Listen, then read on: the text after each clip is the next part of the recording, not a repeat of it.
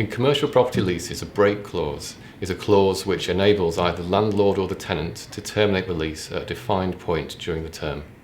Not every lease will have a break clause, but it depends what has been negotiated between the landlord and the tenant in the heads of terms.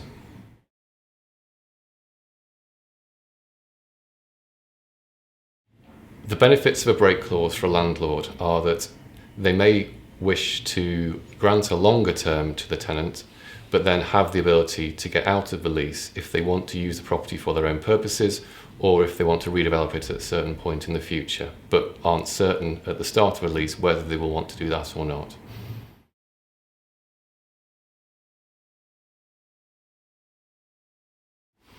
The benefits of a break clause for a tenant are that if a tenant is taking a new lease, they may want the protection of a longer term, but may not know for certain whether their business is going to be successful, or the business may be very successful and may outgrow the premises, and they may need to get out of a lease at an earlier point,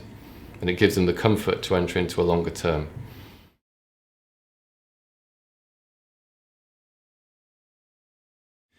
The pitfalls of break clauses for a tenant are that if there are too many conditions in the clause, this can make the break clause unenforceable. For example, if the break clause says that the tenant has to comply with all the lease covenants as a condition of being able to terminate the lease, then the landlord could use a very minor breach to prevent the tenant from effectively terminating the lease. The pitfalls of break clauses for the landlord is that if the tenant wants to have a break clause during the term of a lease,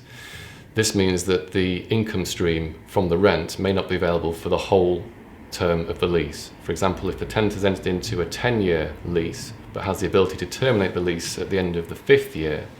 then the income stream is only guaranteed for 5 years, which can affect the capital value of the property.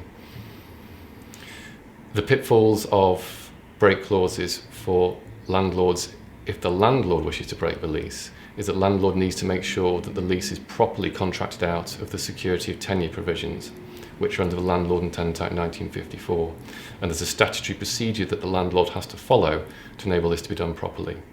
If it isn't followed properly, then the break clause will be unenforceable. For more information on break clauses and other aspects of commercial leases, please phone our team at Wakesmith.